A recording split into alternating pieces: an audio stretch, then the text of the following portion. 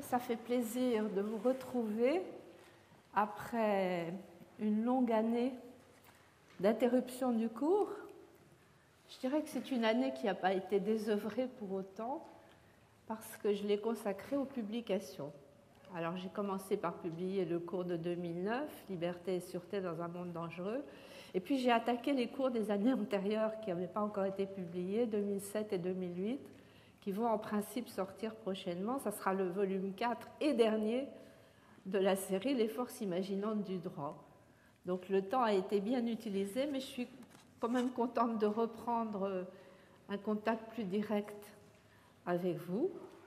Et je voudrais simplement rappeler que, comme les années précédentes, j'utilise la même formule, c'est-à-dire que vous avez un plan général du cours, et puis pour chaque séance, il y a une fiche qui est distribuée sous forme papier, mais qui est aussi disponible sur Internet pour ceux qui ont manqué tel ou tel cours. Et puis le cours lui-même est, comme les années précédentes, sur Internet. France Culture, alors il faut que j'arrive à me limiter à 52 minutes. Je vais essayer une fois de plus. Jusqu'à présent, je n'ai jamais réussi vraiment. Mais enfin, j'essaye de faire mieux et de couper au bout de 52 minutes pour France Culture. Alors, il y a une grande nouveauté cette année, mais qui n'est pas propre d'ailleurs à mon cours. Le Collège de France fait des enregistrements vidéo des cours et surtout organise une traduction simultanée en anglais pour le site Internet. Et il va donc y avoir, à partir de cette semaine, donc vous voyez, c'est tout nouveau, le site Internet en français et en anglais avec l'interprète qui assure cette tâche difficile et que je salue puisqu'il nous accompagnera tout au long du cours, c'est M. Courtenay. J'espère que la tâche ne sera pas trop lourde. J'essaierai de la faciliter en parlant un petit peu plus lentement peut-être que d'habitude. Et je voudrais quand même en venir au thème qui nous rassemble aujourd'hui, le thème de ce cours sur sens et non-sens de l'humanisme juridique. Alors l'humanisme juridique, je dirais, c'est un thème autour duquel je tourne depuis un certain nombre d'années. C'est un peu un thème transversal par rapport à mes précédents cours. Mais ce qui est peut-être le plus important dans le titre, c'est cette expression sens et non-sens. Parce qu'en fait, elle traduit, disons-le, un certain malaise. Un certain malaise devant l'abus de ce que j'ai appelé la ritournelle humaniste. À force d'invoquer l'humanisme dans les contextes les plus divers, on finit par le fragiliser, quelquefois même le ridiculiser. Il est qualifié de prêchi-prêchant, certains parlent de droit de l'homisme, alors qu'on est à un moment où il est plus que jamais nécessaire face à ce qu'on peut considérer comme les effets déshumanisants de la mondialisation.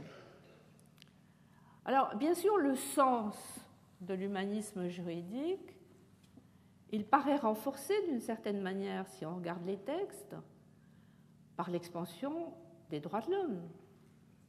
Il n'y a jamais eu autant de conventions, de déclarations, de jurisprudence sur les droits de l'homme. Le sens, il est renforcé aussi par l'apparition d'un droit humanitaire ou encore par l'émergence d'une justice pénale internationale, qui est un vieux rêve qui s'est enfin réalisé avec la création de la Cour pénale en 1998. Elle est entrée en vigueur peu après. Et pourtant, malgré cela, on a le sentiment que les courants anti-humanistes ont beau jeu de dénoncer les non-sens de l'humanisme juridique.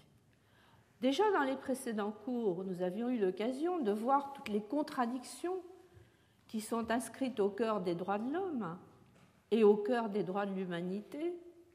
Sûreté contre liberté, droits civils et politiques contre droits économiques et sociaux, ou droits économiques contre droits sociaux, universalisme de la Déclaration des droits de l'homme contre la diversité proclamée patrimoine commun de l'humanité par la Convention de l'UNESCO.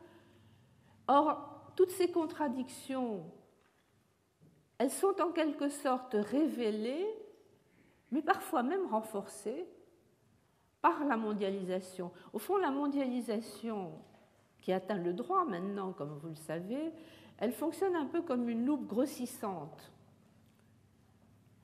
Et quand j'ai commencé à travailler sur les exemples que j'avais choisis pour illustrer le cours, vous en avez la liste dans le programme,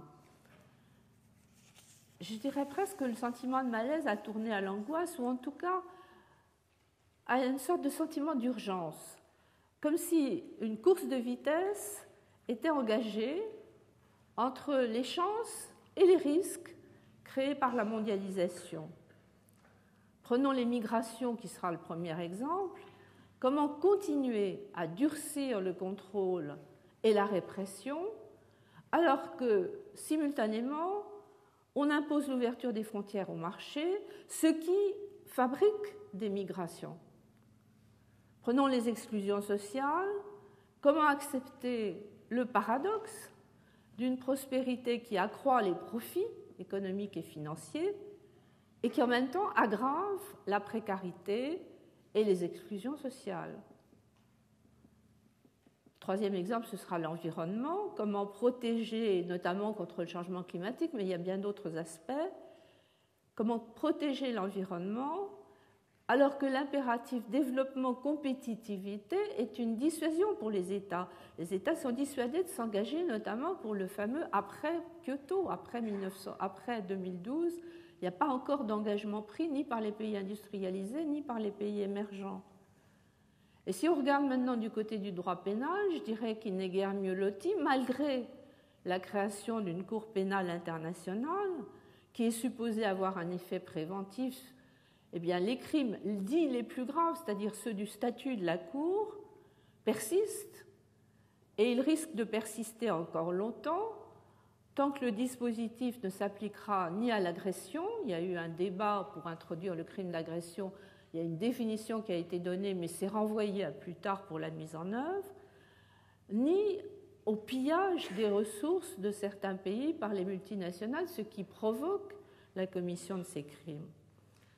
Enfin, ce sera le dernier exemple dans le cours, comment faire pour que les techniques, les technologies dites nouvelles ne conduisent pas à une sorte de formatage de l'espèce, là je pense surtout aux biotechnologies, ou ne conduisent à une société de surveillance, là je pense au numérique, mais créent au contraire une vraie société de l'information démocratique qui renforcerait la responsabilité de chacun. Bref, la question que je voudrais me poser, c'est comment faire pour redonner sens à ce mythe de l'humanisme juridique qui ressemble trop souvent à une mystification. On glisse facilement de l'un à l'autre. Alors, il est vrai que les mythes ont la vie dure, et c'est Roland Barthes, il y a pas mal d'années maintenant, qui expliquait combien il est difficile de réduire le mythe de l'intérieur, car ce mouvement qu'on fait pour s'en dégager, le voilà qui devient à son tour la proie du mythe. Le mythe, disait-il, peut toujours en dernière instance signifier la résistance qu'on lui impose. Alors le mythe de l'humanisme juridique, s'il a jusqu'à présent résisté, c'est précisément parce qu'il a une capacité à se métamorphoser d'une époque sur l'autre. Mais cette fois-ci, au XXIe siècle, il me semble que la déconstruction ne vient pas seulement de l'intérieur des courants de pensée anti-humanistes, mais elle vient aussi de l'extérieur, ce qu'on pourrait appeler un anti-humanisme marchand, combiné d'ailleurs au post-humanisme des nouvelles technologies. Et il n'est pas sûr que le mythe survive à la mondialisation. Alors, au fond, l'hypothèse que je forme et que je voudrais développer tout au long du cours, c'est que pour redonner sens à l'humanisme juridique, il faudra inverser le mouvement. Il faudrait réussir à transformer le mythe qui renvoie au passé en une sorte d'utopie qui ouvre des futurs possibles. Et c'est pourquoi j'ai placé l'introduction entre mythe et utopie. L'humanisme juridique entre mythe et utopie. La question n'est pas simple, parce que la mondialisation, elle atteint les systèmes de droit dans leur identification à l'État, elle crée des enchevêtrements entre droit national et droit international, ce qui fait qu'elle crée à la fois le problème, les États deviennent impuissants, tout en fournissant peut-être la solution qui serait que les États ensemble, s'ils sont réunis et s'ils s'accordent, peuvent avoir des moyens d'agir. Alors là, cette question est si complexe que j'ai choisi de consacrer 2 semaines à cette introduction. On va commencer aujourd'hui par la rétrospective, prendre le temps, parce que je crois que ça aide à comprendre le présent et le futur, prendre le temps d'explorer les origines du mythe et ses métamorphoses en allant des humanismes à l'humanisme juridique, donc la partie rétrospective, et puis la semaine prochaine, la partie prospective, aller de l'humanisme juridique au processus, au pluriel, d'humanisation. Au fond, mon arrière-pensée, c'est que, d'une certaine manière, la mort du mythe pourrait annoncer sa transfiguration, sa transformation en une utopie que j'appelle réaliste. Réaliste parce qu'elle substituerait à un humanisme dogmatique qui se contente souvent de poser des principes sans se préoccuper suffisamment de leur mise en œuvre, par des processus qui puissent s'inscrire concrètement dans l'espace et dans le temps. Au lieu de parler d'humanisme, parlons d'humanisation. C'est un peu ça l'idée. Mais alors, pour aujourd'hui, plutôt la rétrospective des humanismes à l'humanisme juridique. En fait, les 2 termes sont quasiment impossibles à définir. Il y a un point sur lequel les auteurs s'accordent s'agissant du terme humanisme, c'est sa polysémie. Ce n'est pas le sens ou le non-sens, c'est le sens multiple, le trop de sens, si vous préférez. En tout cas, le terme renvoie d'abord à une position philosophique, mettre l'homme, mettre les valeurs de l'homme au-dessus d'autres valeurs. L'homme est la mesure de toute chose. Et ça relève, c'est très bien expliqué par mon collègue Philippe Descola dans le texte que j'ai cité dans la fiche, ça relève d'une anthropologie dualiste, qui n'est pas forcément partagée par tout le monde, par toutes les populations, mais qui est en gros celle du monde occidental, qui sépare les hommes des autres vivants et qui veille à ce que l'homme soit plus humain, humanisé, ou débestialiser l'homme. Ça, c'était la formule d'Erasme que rappelle Stefan Zweig dans un ouvrage dont la date n'est pas indifférente, c'est 1935, c'est-à-dire que c'est un moment où on voyait monter la déshumanisation qui suivrait. Mais humanisme, ça renvoie aussi à quelque chose de beaucoup plus précis. C'est un mouvement intellectuel de retour au texte antique qui apparaît en Italie au XVe siècle et qui va gagner toute l'Europe pour s'épanouir au XVIe siècle avec les humanistes. On n'emploie pas encore le substantif, on emploie déjà l'adjectif à la Renaissance. Et c'est de ce mouvement-là que naîtra un humanisme juridique. Mais ça ne doit pas nous faire oublier que dans le premier sens, l'homme comme valeur suprême, eh bien, l'humanisme n'est ni limité dans le temps, ni limité dans l'espace. Alors très rapidement, parce que ce n'est pas l'objet de mon cours, je voudrais quand même souligner l'ancienneté et la diversité des humanismes. En Europe, on connaît bien l'Antiquité gréco-latine qui a célébré l'homme malgré l'esclavage qui existait à l'époque. Alors en grec, c'est la phrase célèbre de Sophocle, il n'est de plus grande merveille, merveille au sens d'admirable mais aussi de terrible, que l'homme.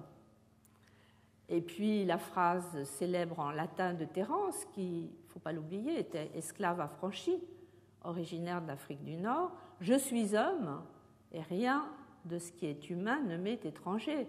C'est la sentence homo sum qui avait été reprise par Cicéron et par Sénèque et qui figure, si vous l'avez visité, sur les poutres de la librairie de Montaigne. Mais la pensée humaniste, elle est même encore plus ancienne et plus lointaine. Mes collègues du Collège de France, plus érudits que moi, ont l'occasion d'en parler. Au premier millénaire avant Jésus-Christ, le Pentateuque, il ne faut pas oublier, tu aimeras ton prochain comme toi-même. Et à peu près à la même époque, Confucius en Chine, entre les 4 mers, tous les hommes sont frères. Zoroastre en Perse, le bonheur appartient à celui qui apporte le bonheur aux autres. Un peu plus tard, l'empereur Ashoka en Inde, le but suprême est de faire le bien du monde entier. Certains de mes collègues remontent plus loin encore, au 2e millénaire avec le Code d'Hammurabi, ou même au 3e millénaire, où un sarcophage égyptien de la 11e dynastie inscrit « J'ai fait chaque homme semblable à son prochain ». Oui, seulement voilà, à ce niveau de généralité, l'humanisme, je dirais, il est partout et nulle part. Et bien sûr, de tels énoncés ne suffisent pas pour transposer en actes de si belles sentences. Il y a déjà plus de 20 siècles que le christianisme, adressant face à des sociétés esclavagistes le message d'une humanité partagée par tous les êtres humains. C'est la fameuse phrase de saint Paul dans la lettre aux Galates: il n'y a ni juif ni grec, il n'y a ni esclave ni homme libre, il n'y a ni homme ni femme, car vous ne faites qu'un dans le Christ. Mais ce n'est pas par hasard si cette phrase est rappelée régulièrement, elle a encore été récemment évoquée pour l'opposer à des pratiques de discrimination à l'égard de certaines communautés. C'est dire la difficulté de la mise en œuvre effective de l'humanisme chrétien.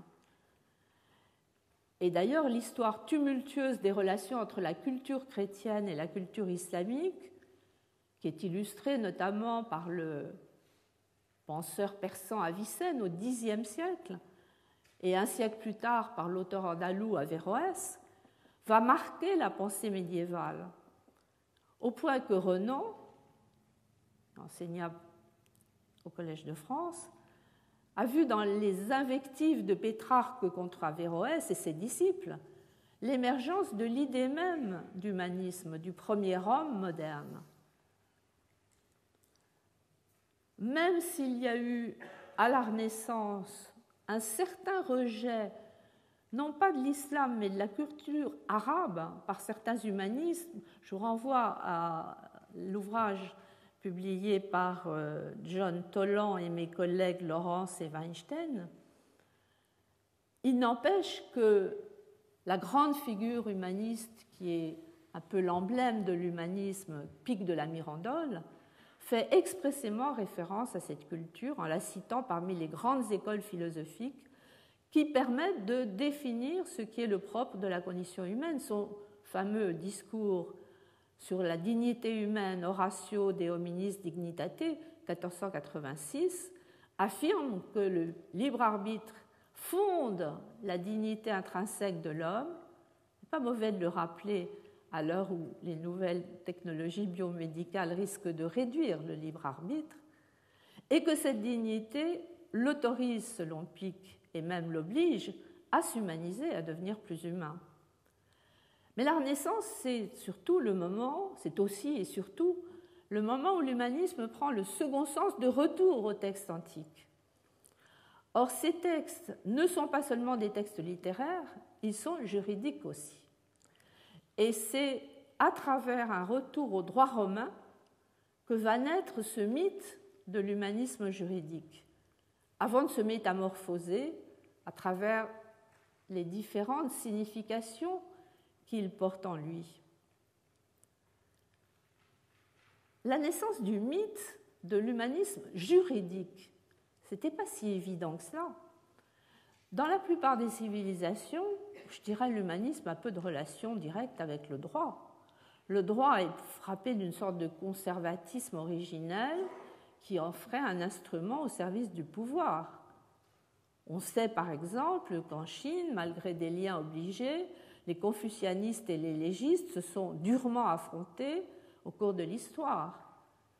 Et l'on ne pense pas spontanément au droit pour incarner les vertus d'humanité.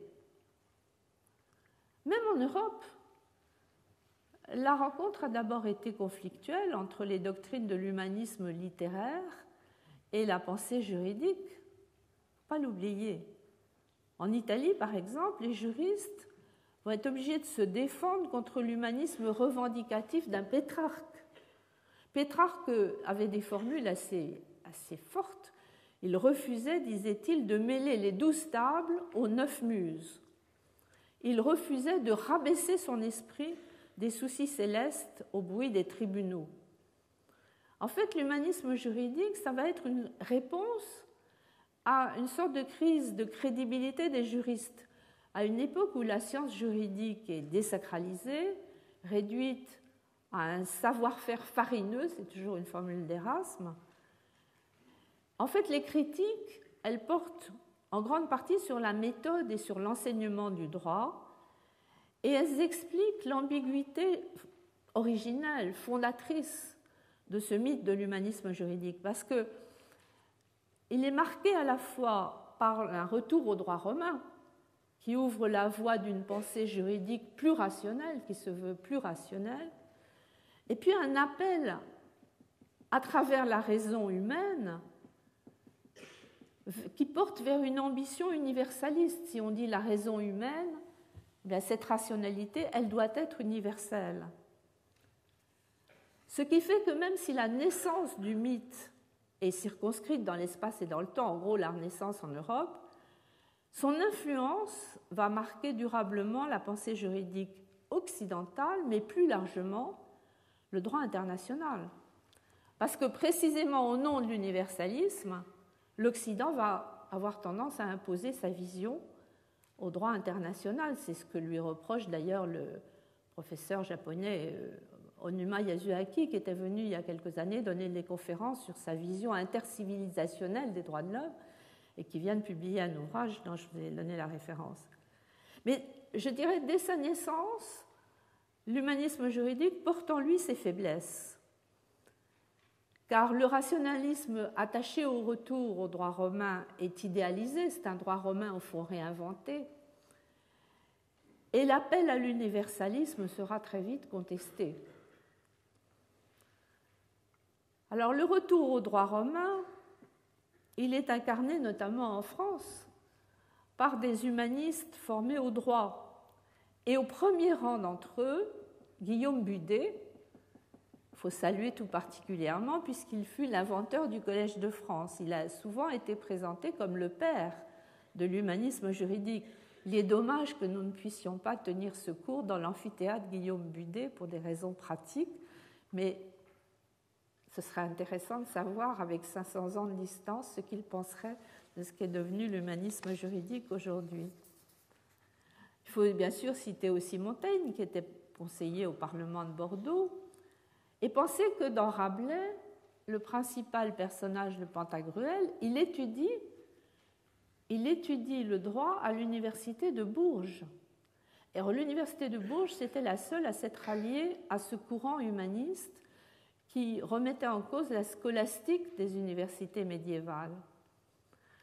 Alors, d'emblée, la rencontre des juristes avec l'humanisme littéraire va exprimer la volonté de retour à la pensée gréco-latine et au droit romain, qui avait été déformée, selon eux, par les glossateurs, les post-glossateurs. Mais d'emblée, cet humanisme tend aussi vers un rationalisme. La raison humaine et pas seulement la raison divine.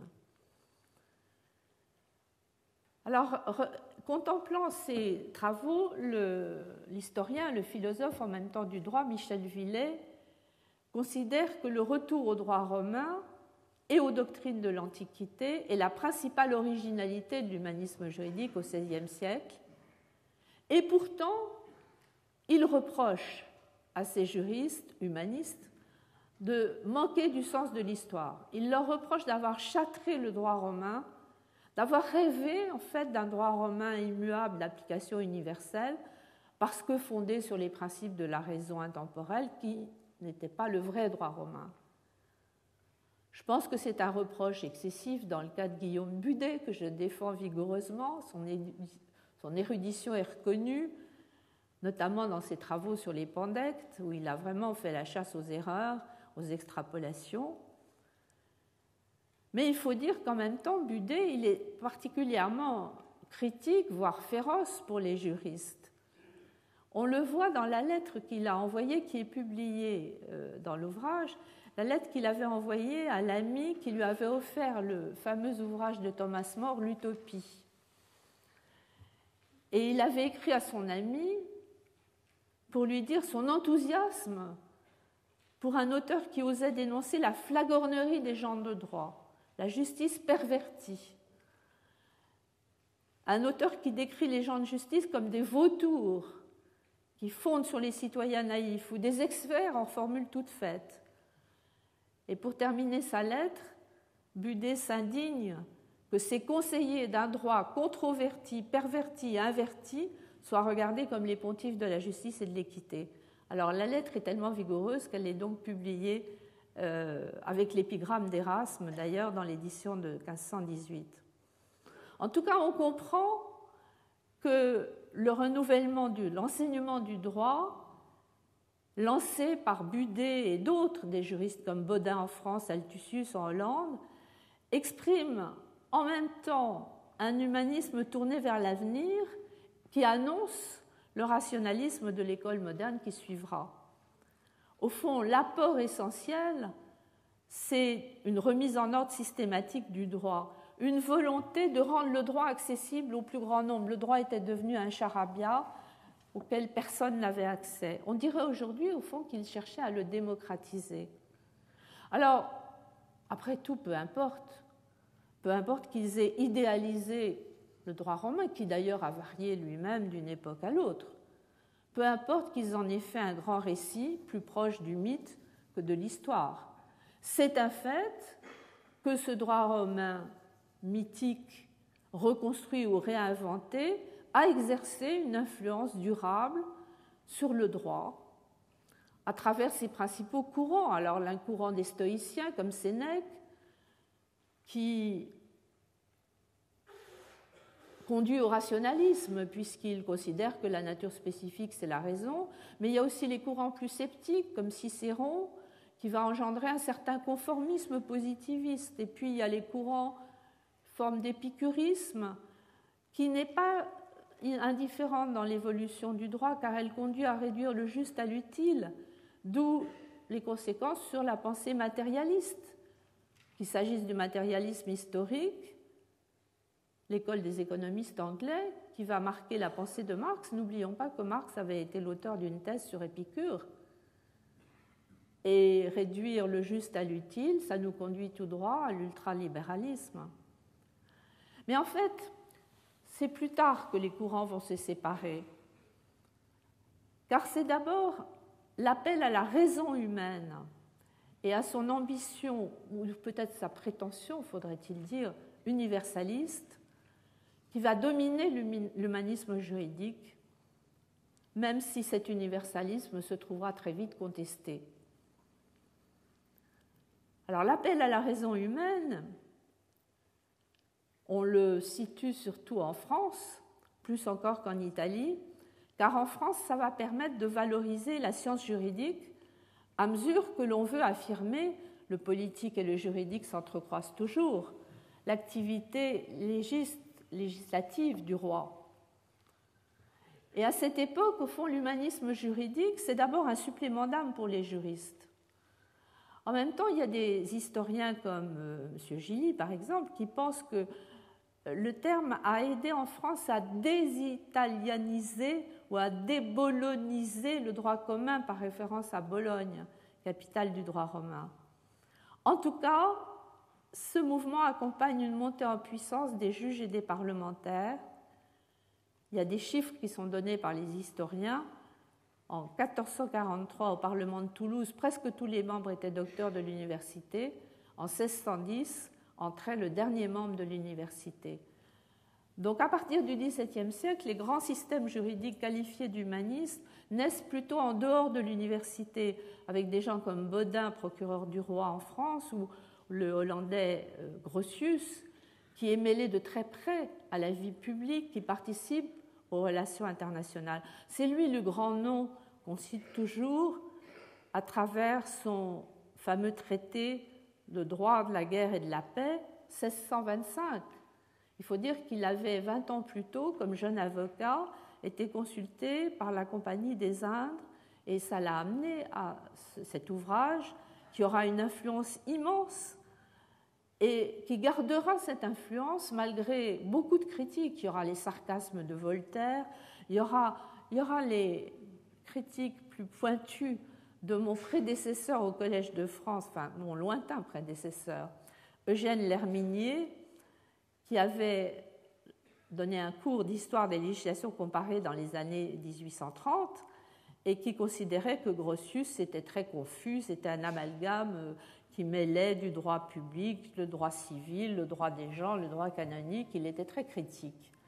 En revanche, Michel Villet, lui, considère que c'est le prince de la science juridique moderne et surtout rappelle, et c'est le point important pour notre sujet, que Grotius a été l'inspirateur de l'école du droit naturel. Il n'a pas créé, il n'a pas inventé le droit naturel, mais sa culture humaniste a contribué à l'essor de cette école parce qu'elle a permis de laïciser cette doctrine.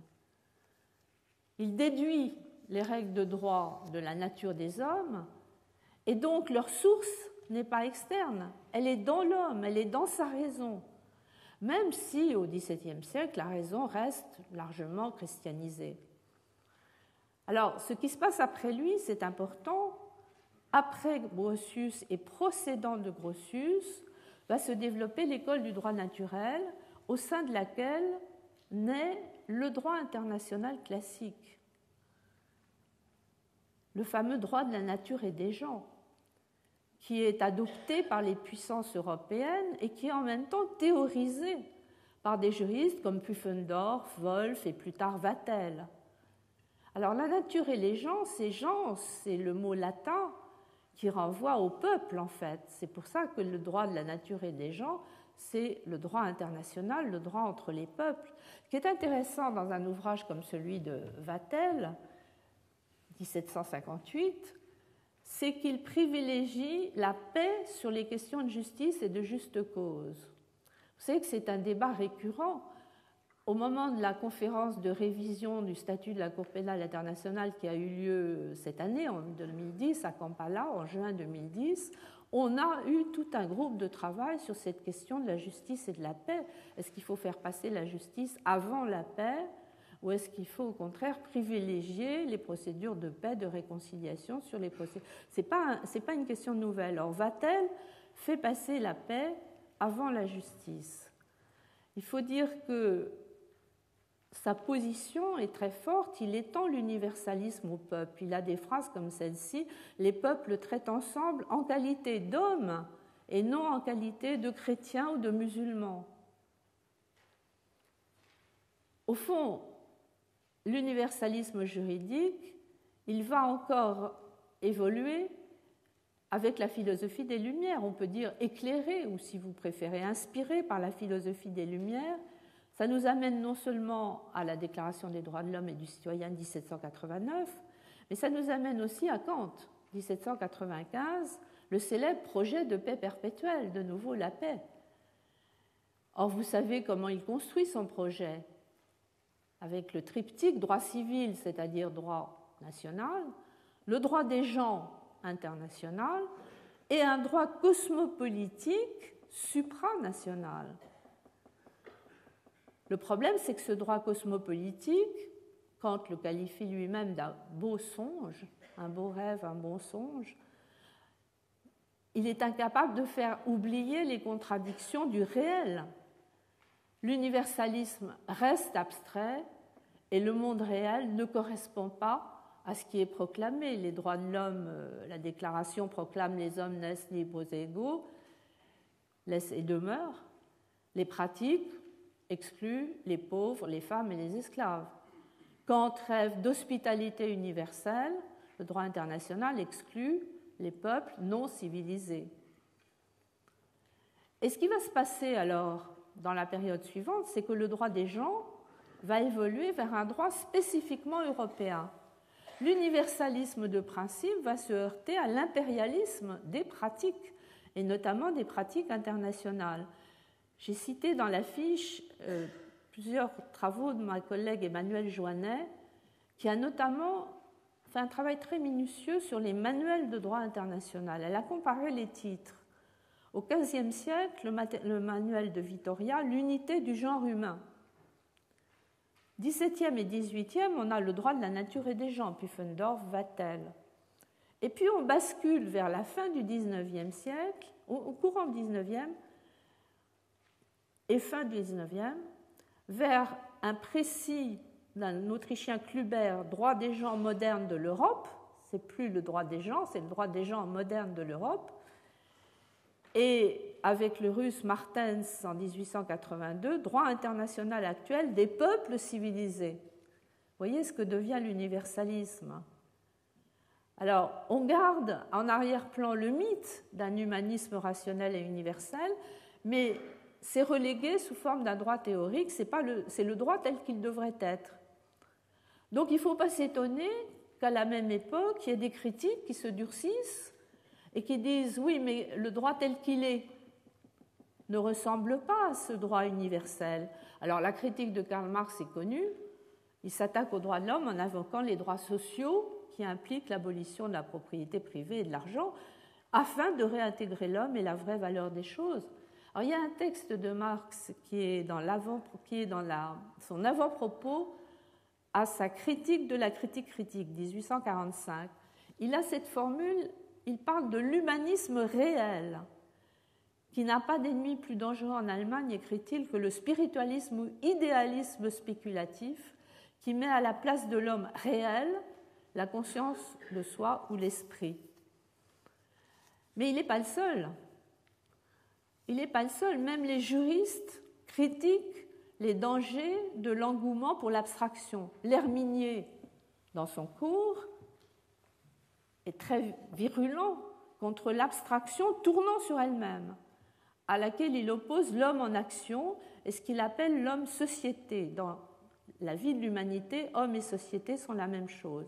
Alors, il ne renonce pas à l'universalisme, mais il le renvoie à plus tard.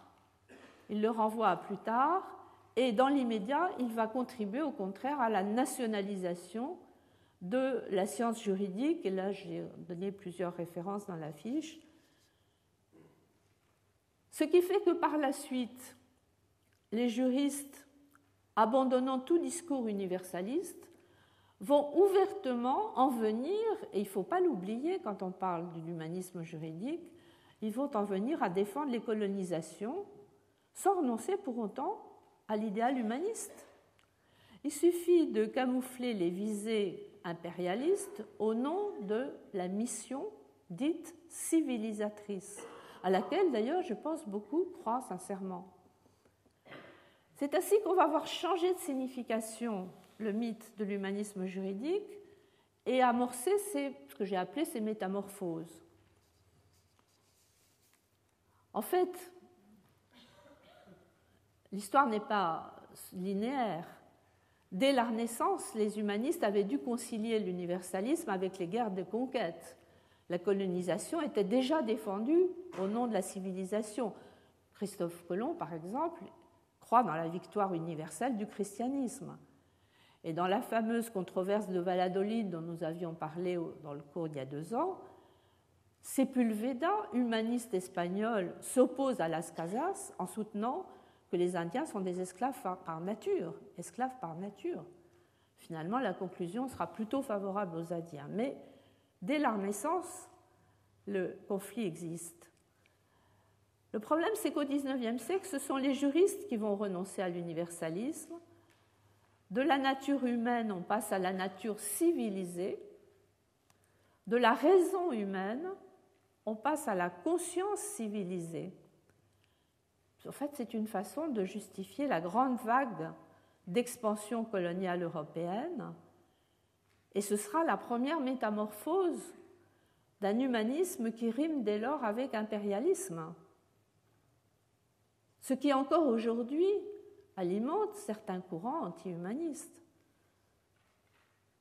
Mais les excès même de cet impérialisme vont susciter un réveil de l'universalisme, pourtant impuissant à contrer la montée des nationalismes. Le réveil, ça se fait après la Première Guerre mondiale, et on sait bien ce qui se passe entre les deux guerres, malgré ce réveil de l'universalisme, impuissance à contenir la montée des nationalismes. Ce qui fait qu'on arrivera à la deuxième métamorphose qui conduit tout droit à la déshumanisation de la Deuxième Guerre mondiale. Alors d'abord, l'humanisme devient synonyme d'impérialisme. C'est facile, on utilise des formules comme nation civilisée qui permettent d'entériner la discrimination entre États, qui permettent donc de légitimer l'appropriation des terres et la gestion des territoires, c'est-à-dire l'extension du système économique, le droit d'occupation, les systèmes des mandats, les systèmes des tutelles. Alors que des juristes comme Wolf ou Vattel avaient privilégié le respect absolu de la souveraineté de chaque État pour garantir la paix et la stabilité, eh bien la paix va passer au second plan. Je disais que chez Vattel, elle passait avant la justice. Là, elle va passer au second plan. Il faut bien justifier les conquêtes. Et donc, l'idée de justice sera constamment postulée comme l'ultime idéal pour le droit des gens. Et là, on imagine déjà ce qu'on retrouve aujourd'hui, toute la discussion pour savoir si on arrivera ou non à criminaliser l'agression. On a réussi, comme je vous le disais, à la définir à la conférence de Kampala, il n'y a pas longtemps, en juin dernier, mais la mise en œuvre du crime d'agression est renvoyée à plus tard. Et à l'heure actuelle, il y a toutes les ambiguïtés que vous connaissez sur le droit d'intervention humanitaire. Alors à l'époque, les manuels de droit international ne reconnaissent que très rarement un droit d'intervention pour imposer ce qui serait la civilisation européenne. On n'a pas encore inventé l'intervention humanitaire, mais la guerre n'est pas disqualifiée d'un mal nécessaire, et surtout le droit d'occupation des territoires dits sauvages est entériné. Il est notamment entériné pour l'Afrique à l'occasion d'une grande conférence, qui est la conférence de Berlin 1884-85, inaugurée par Bismarck. L'objectif était très clair, c'était d'éviter les conflits et les rivalités entre anciennes et nouvelles puissances coloniales, et en même temps de faciliter à toutes ces nations l'abord de l'intérieur de l'Afrique. Il ne faut pas oublier que dans les territoires occupés, la guerre était qualifiée d'action de police intérieure et l'humanisme invoqué pour tenter de masquer la violence des conquêtes. Je cite dans l'affiche un article de l'époque, Joseph Hornung, qui s'appelle « Civilisés et barbares » et qui plaide ou qui prêche pour que les nations civilisées aident les races inférieures, sont ces mots même, à entrer dans les systèmes politiques des États. Et pourtant, au tournant du siècle, années 1900-1902, au début du XXe siècle, le rêve d'un droit commun de l'humanité va continuer à hanter les précurseurs, les juristes précurseurs. Je pense à un comparatiste comme Raymond Saleil en France qui parle d'un droit commun. Il est vrai qu'il dit, lui, de l'humanité civilisée, donc il y a un bémol. Mais je pense aussi à quelqu'un qui n'est pas connu en France, qui est le réformateur Kang Yue en Chine, qui écrit à cette époque, entre la fin du XIXe et le début du XXe, son livre sur la grande unité du monde, Datong-Shu, qui sera finalement publié en Chine seulement après sa mort en 1913 et publié en anglais en 1958, The One World Philosophy of Kang Yue. C'est un livre extraordinaire, je l'ai relu récemment dans la version anglaise.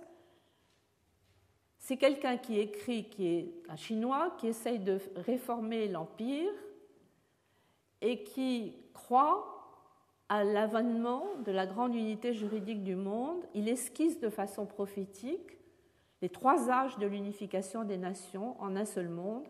Et il y a toute une annexe extrêmement méticuleuse qui montre comment il faudra organiser la future administration mondiale. C'est absolument extraordinaire. Simplement, il y aura la suite de l'histoire, la chute de l'empereur et puis tout ce qui a suivi, et abandon du projet. Et pour ce qui est de l'Europe, il y aura le désastre de la Première Guerre mondiale, alors, qui va à la fois contribuer au réveil de l'universalisme, mais un universalisme trop abstrait pour ne pas attirer par son impuissance même des désillusions. D'autant qu'après le fameux traité de Versailles, il y a quand même l'amertume aussi du peuple allemand qui considère le traité comme injuste et qui va nourrir la montée des nationalismes.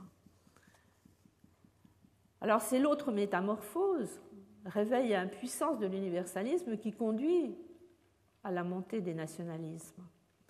Au fond, là, on va être, après la Première Guerre mondiale, il y aura quelques années charnières. Autour des années 30, il y a un renouveau de l'universalisme, à la fois chez les penseurs et chez les juristes. Je dis chez les penseurs parce que je pense à des textes de Paul Valéry, écrit un texte notamment dont vous avez la référence là, qu'il a écrit en 1930. Il était membre de l'Organisation de la coopération intellectuelle. Et il fait un éloge vibrant de la Société des Nations, en disant, fondée sur une croyance en l'homme, sur une certaine conception de l'homme qui implique la confiance dans son intelligence, la société doit se réaliser.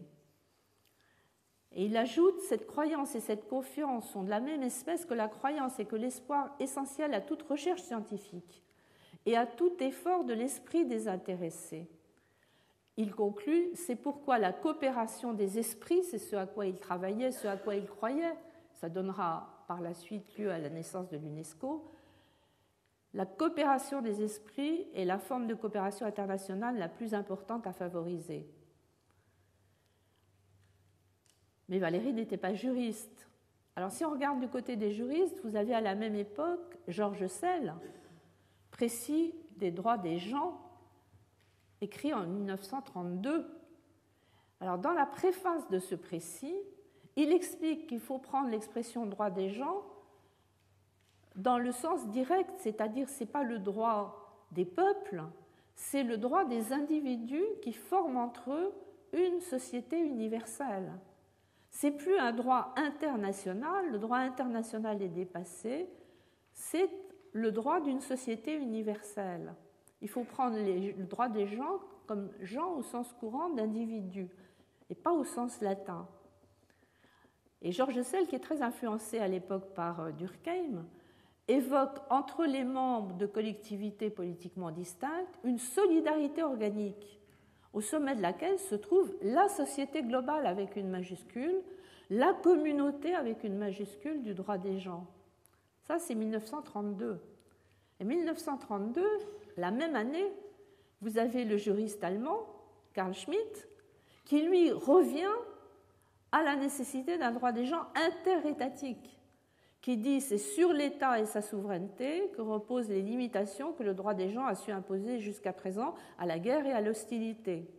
Il faut donc privilégier le droit des gens dans ce sens. Prendre le droit des gens dans l'autre sens, celui de Georges Sell, c'est affaiblir l'État, c'est réveiller pour Carl Schmitt la relation ami-ennemi que l'État moderne avait réussi à cantonner. Alors ça l'amène à une critique très virulente des faiblesses de la République de Weimar, qui va précipiter l'avènement d'Hitler, et ça l'amène aussi à être très critique pour la Société des Nations, prise entre, dit-il, entre garantie interétatique des frontières des États et société universelle dépolitisée. Carl Schmitt, on y reviendra un peu la semaine prochaine quand je parlerai des courants anti-humanistes, il est le farouche adversaire d'un universalisme fondé sur l'humanité. Le concept d'humanité, c'est un instrument idéologique, dit-il, particulièrement utile aux expansions impérialistes, et sous sa forme éthique et humanitaire, c'est le véhicule spécifique de l'impérialisme hégémonique. Donc voilà la renaissance d'un nationalisme ouvertement anti-humaniste. Mais ce qui est frappant toujours dans ces années 30, c'est qu'il n'y a pas, le mouvement ne se limite pas à l'amertume de la défaite allemande et à la critique de juristes allemands comme Carl Schmitt. Il y a un désenchantement plus général. Il y a un désenchantement qui va gagner peu à peu toute l'Europe. Et Valéry lui-même a perdu dans les années 30 la croyance et la confiance qu'il invoquait en 1930. En 1934, il fera un éloge de la dictature de Salazar, et en 1938, à la veille de la guerre, il commence ses fluctuations sur la liberté par des termes extrêmement violents. Liberté, c'est un de ces détestables mots qui ont plus de valeur que de sens. C'est joliment dit, qui chantent plus qu'ils ne parlent, qui demandent plus qu'ils ne répondent. Valéry, 1938. Alors, dans un tel contexte, la fin de la Deuxième Guerre mondiale constituera un tournant radical. La guerre mondiale révèle des pratiques déshumanisantes de ces nations que l'on croyait civilisées, que l'on disait civilisées, qui avaient la mission de civiliser le reste du monde. Et on va adopter quelques grands textes. Alors, c'est la Déclaration universelle des droits de l'homme et les conventions qui ont suivi. Et là, l'humanisme juridique redevient universaliste, même si, petit bémol, on maintient dans le statut de la Cour internationale de justice l'expression de nation civilisée. Fort heureusement, on l'enlève dans le statut de la Cour pénale internationale. Mais surtout, au lendemain de la Deuxième Guerre mondiale, la vraie révolution, c'est que les droits de l'homme entrent dans le droit positif. On peut désormais condamner un État au nom des droits de l'homme, pour violation des droits de l'homme, un principe que nous connaissons bien maintenant, particulièrement en Europe. On peut désormais, alors c'est plus théorique, mais la mise en œuvre commence à se mettre en place, un chef d'État en exercice au nom des droits de l'humanité. Lorsque la Cour pénale internationale est compétente, elle peut condamner pour crime contre l'humanité. Donc il y a une sorte d'entrée dans le droit positif. Mais cette entrée dans le droit positif, elle ne résout pas la contradiction entre un humanisme qui est à la fois universaliste et nourri de la diversité du monde tel qu'il est, la diversité des sociétés telles qu'elles sont, des hommes tels qu'ils sont. Bien au contraire, j'en arrive à la question qui terminera cette première exposé, c'est quand le mythe devient réalité, que se passe-t-il? Parce que c'est ce que nous vivons, finalement, depuis un demi-siècle. Alors, que se passe-t-il? Les courants anti-humanistes, qui ne sont pas toujours autoritaires, on y reviendra la semaine prochaine, il y a aussi des courants protestataires, je pense au fameux texte de Foucault ou de Deleuze. Les courants anti-humanistes, ils sont relayés chez les juristes par des courants critiques européennes, critiques américaines des dernières décennies. Le Critical Legal Studies, le mouvement d'études critiques américain, s'exprime haut et fort. En même temps, comme l'humanisme, sous la forme des droits de l'homme, est entré dans le droit positif, on a maintenant une jurisprudence. On a une casuistique jurisprudentielle. Et qu'est-ce qu'elle fait apparaître, cette jurisprudence? Eh bien, toutes les contradictions qui sont les contradictions du monde réel. Alors, qu'il s'agisse des instruments de protection des droits de l'homme, on dira qu'ils servent à la fois de bouclier et d'épée pour la répression. C'est le titre d'un ouvrage publié en Belgique. Qu'il s'agisse du droit humanitaire, on nous dit c'est bien beau le droit humanitaire, mais le droit d'ingérence humanitaire devient parfois une guerre humanitaire. Quant au droit international pénal, c'est beau comme idée, mais il est soupçonné de partialité, voire de visée hégémonique, quand on découvre ce qui n'est pas faux, que toutes les premières poursuites lancées par le procureur de la Cour pénale internationale concernent l'Afrique. Alors maintenant, il commence à ouvrir des enquêtes sur d'autres parties du monde. On découvre que la globalisation économique pourrait précipiter la mort de l'humanisme juridique si elle devait conduire à l'ultralibéralisme au moment où la fin de la guerre froide, alors ça c'est pas l'après-guerre, c'est 1989, va ouvrir la voie d'une globalisation du marché sans précédent. C'est là qu'on va voir naître l'anti-humanisme marchand. Et puis il s'ajoute encore les fameux attentats du 11 septembre 2001, le concept de guerre contre le crime, qui, combiné aux nouvelles technologies de la communication, pourrait bien contribuer à l'avènement d'une société de la surveillance, un anti-humanisme technologique, on pourrait dire. Mais tout cela n'est pas inéluctable. On est vraiment dans une période charnière, là aussi. Et comme je vous le disais en introduction, il y a une sorte de course de vitesse qui est engagée entre les chances et les risques, parce que simultanément, on voit émerger des tentatives de refondation de l'humanisme, qu'il s'agisse de certains philosophes néo-humanistes ou qu'il s'agisse de façon beaucoup plus pratique des technologies trans- ou post-humanistes. C'est vrai que les nouvelles technologies, nouvelles entre guillemets, parce que toute technologie à toute époque est nouvelle, enfin on les appelle comme ça, comme le marché global, sont des phénomènes ambivalents qui peuvent ruiner l'humanisme comme ils peuvent aider à relever le défi. Ce qui fait que, pour terminer sur cette partie rétrospective, je dirais qu'il est sans doute trop tôt pour appliquer à l'humanisme juridique l'expression que le professeur René-Jean Dupuy a appliquée à la communauté internationale. Il situe dans un de ses livres dont vous avez la référence la communauté internationale entre le mythe et l'histoire. Alors ce serait une tentation de dire l'humanisme juridique entre le mythe et l'histoire. Je crois qu'on n'en est pas encore là. On n'en est pas encore là, mais en revanche, on peut le situer entre la figure du mythe et celle de l'utopie.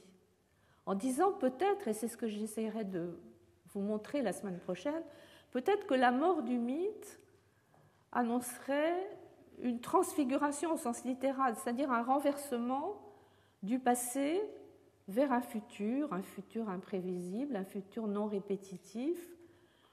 Et c'est une façon peut-être d'ouvrir les voies qui nous conduirait de l'humanisme juridique à ce que je préfère appeler des processus d'humanisation, renonçant aux ismes du dogmatisme pour essayer d'entrer dans les pratiques plus concrètes. Contentons-nous, ce serait déjà pas si mal, des processus d'humanisation. Alors, c'est ce que nous verrons la semaine prochaine sous le titre « De l'humanisme juridique au processus d'humanisation ». Ce sera la deuxième partie de cette introduction un peu longue, mais qui me paraissait nécessaire.